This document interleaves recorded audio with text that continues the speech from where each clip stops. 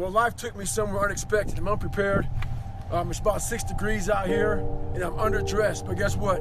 No one gives a fuck. You gotta get the motherfucker in. Sometimes life can really hijack your fucking mind. When that happens to you, you're all fucked up. Your goals, your ambitions, everything is out the fucking window. In life, we all go through different things. Sometimes your girlfriend or boyfriend breaks up with you. Guess what? Get the fuck over it. They no longer want you. Maybe you failed a test in school, you worked your ass off. Guess what? You failed the fucking test. Get over it, move past it. Learn to not let life hijack your brain. At work, you've been working your ass off for that new promotion. You don't fucking get it, someone else does. Maybe they kiss better ass than you do. Guess what? Get over it. Life will hijack your mind if you let it. Don't allow all these things to make you a lesser person. You must own your mind. Don't let life own yours. Get after it, stay hard.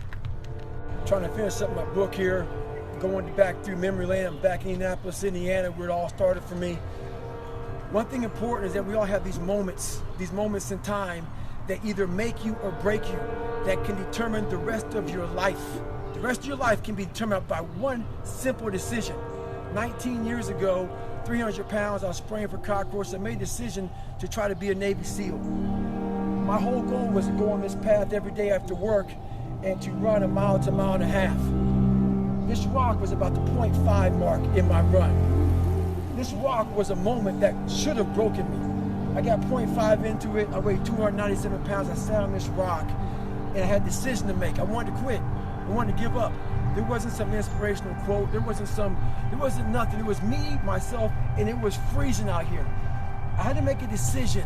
The decision I make was to get up and keep on going. That one moment changed the rest of my life. I get one question a lot. When will I ever be satisfied?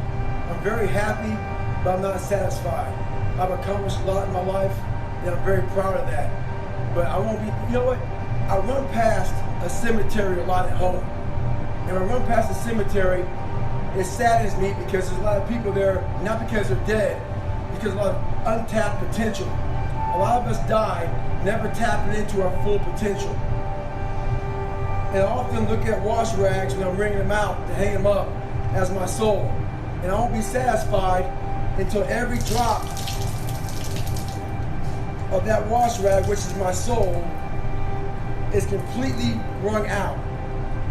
So in my life, I won't be satisfied until everything I have in me is completely out of me.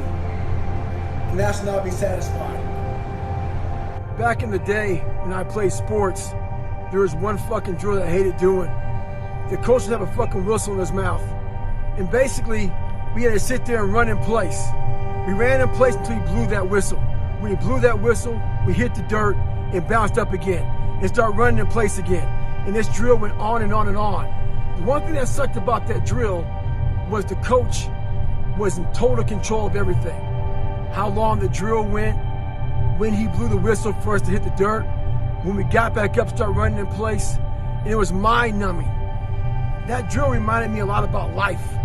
I think a lot of us out here, we don't have control, we don't have the whistle. There's someone out there blowing that fucking whistle, and we hit the dirt.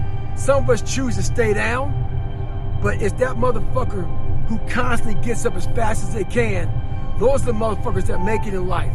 So it's our job to always be ready for the whistle. Maybe you were a victim of being called fat growing up. Folks make fun of you and shit. Maybe you weren't the smartest motherfucker in school. And people can't match you for that shit. I'm gonna tell you right now, there's great power in adversity. If you're a victim of any kind, make sure you use that shit to become successful. Don't look for revenge. Look for the fucking reckoning. And I guarantee you, all those people who fuck with you growing up, you might just be their boss. They'll come looking for a fucking favor. And when they do, you got an option to say okay, or do what I do and say go fuck yourself. Ha!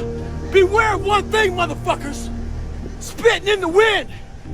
That shit comes back in your face. Stay hard. A lot of people say that nothing's impossible. Shit, I even said that nothing's impossible several times in my life. I lied. There's a lot of things that are impossible for you to do. What happens is, when we come across something that's very hard, and we try it once or maybe twice, we then say, we're done, we can't do it anymore. Before you say something's impossible, do it and do it and do it to a level that people think that you might be fucking crazy until you say it's impossible. I'm tied up, hands and feet. I fucking hate the water. I sink like a fucking rock. But this is the one thing that almost stopped me from feeling my dreams.